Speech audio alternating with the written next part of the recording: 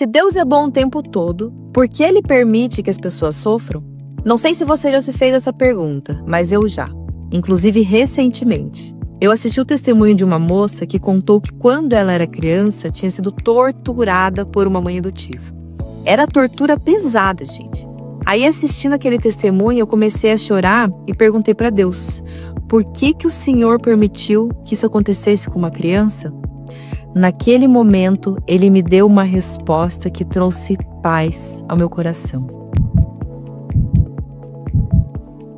Que bom que você está aqui no Colo do Pai. O canal que em apenas 10 minutos por dia pode transformar a sua vida com Deus. Nesta semana estamos avançando para um tema difícil, mas essencial.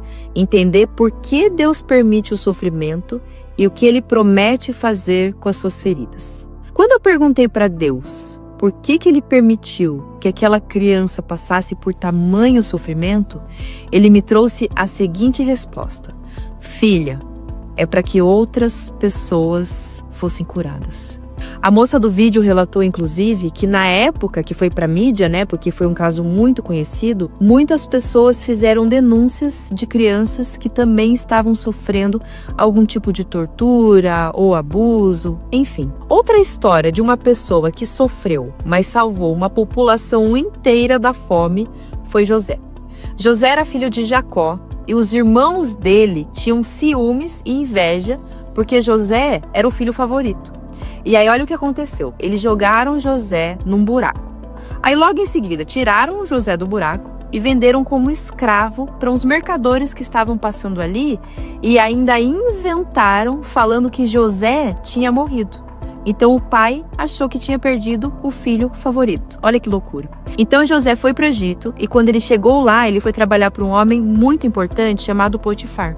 Ele era tão responsável que logo virou o braço direito desse homem. Só que a esposa desse homem, de Potifar, deu em cima de José. E aí, numa determinada ocasião, ele fugiu, mas ela mentiu dizendo que ele a tinha atacado. Resultado, ele foi preso. Na cadeia, olha que interessante, ele interpretava o sonho das pessoas que ali estavam. E foi assim que ele interpretou o sonho de 2 servos de Faraó. Aí, anos depois, o Faraó teve um sonho esquisito que não entendeu nada. E adivinha quem chamaram? José. Aí ele explicou o sonho de Faraó e ele falou que significava que viria 7 anos de fartura, seguido de 7 anos de fome no Egito. E ele deu estratégias de como eles deveriam se organizar. E olha o que aconteceu. O Faraó ficou tão impressionado que ele colocou José como governador do Egito. Gente, olha que loucura. O homem que tinha sido rejeitado pelos irmãos, tinha sido abandonado, vendido, injustiçado.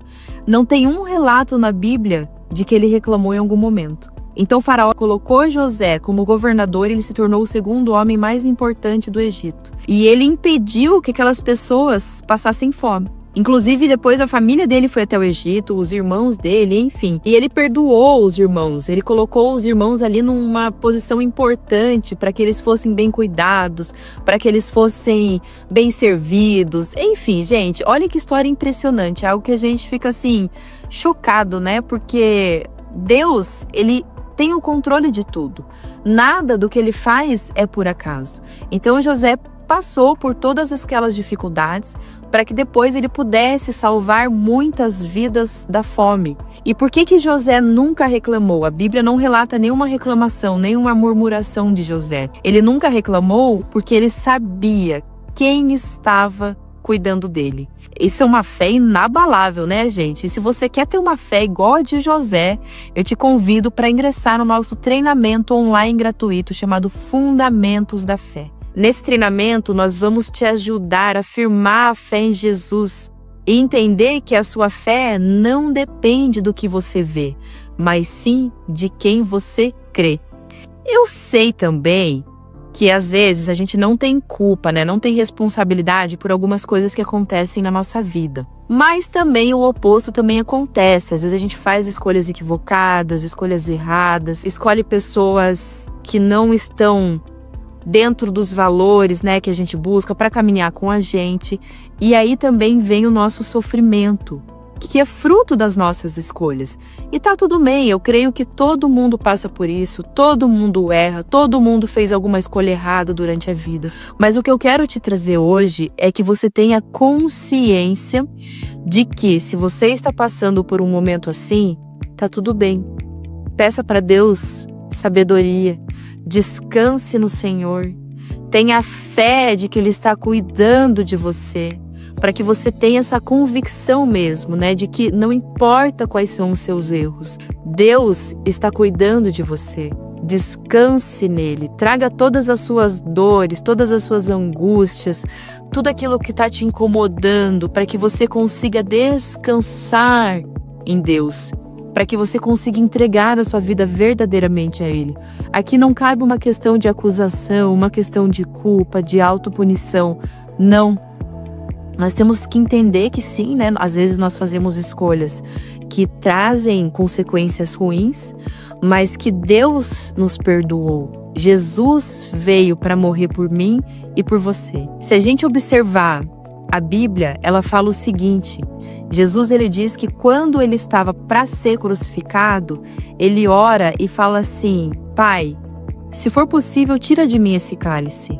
Mas se não for possível, né, que seja feita a sua vontade. A Bíblia relata que ele estava angustiado, que ele estava triste. E veja bem, Jesus, ele pagou um preço para que eu e você tivéssemos a liberdade em Cristo, para que nós consigamos descansar no Senhor, para que a gente tenha uma relação direta com Deus. A gente não precisa de intermediários para falar com Deus. Jesus, ele veio morrer para isso, para que eu tenha uma relação direta com Deus, para que você tenha uma relação direta com Deus. Então descanse no Senhor. Entenda que sim, tudo sempre tem um propósito. Às vezes Deus permite porque Ele tem um propósito para aquilo. Às vezes a gente colhe os frutos das nossas escolhas e tá tudo bem, porque todo mundo erra, não existe quem não erre, né? A não ser Jesus Cristo. Mas entenda que Ele está com você. Peça sabedoria, peça paz para o seu coração. E Ele não vai te negar um ombro amigo, o colo do Pai. Amém? Vamos fazer uma oração para entregar o nosso dia ao Senhor. Pai, eu quero te agradecer, Senhor, porque mesmo sem entender tudo, eu confio no teu amor por mim.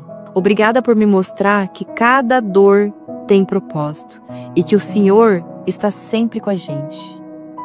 Peço que o Senhor renove as nossas forças, Pai, e a nossa esperança. Que cada lágrima derramada seja transformada em crescimento espiritual e em amadurecimento. Por favor, Paizinho, guarde a nossa entrada quando entramos em casa e a nossa saída quando saímos de casa. Em nome de Jesus, oramos. Amém. Eu quero pedir para que você compartilhe esse vídeo com alguém que você sabe que vai ter a vida impactada com essa mensagem. Você já se perguntou onde Deus estava nos seus piores momentos? Eu já, gente. Tem momentos que a gente passa na vida que a gente olha e fala: Jesus, por acaso esqueceu a sua filha aqui? Mas vem amanhã aqui que nós vamos falar um pouco mais sobre isso. Deus te abençoe.